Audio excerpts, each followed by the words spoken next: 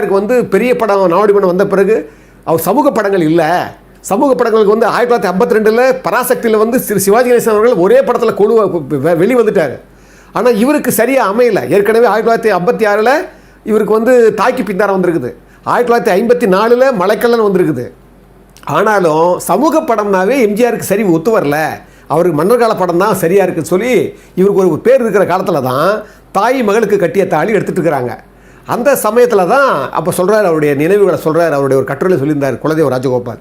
அப்போ தான் நான் சின்ன வயசில் பாய்ஸ் கம்பெனியில் நான் நடிக்கிற போது ராகவன் ஒருத்தர் கூட நடிச்சிருந்தார். அவர் வந்து என்ன பண்ணார், ஒரு படம் எடுக்கலான்னு என்னை அணுகுனார். அந்த படம் சபாஷ் மாப்பிள்ளை.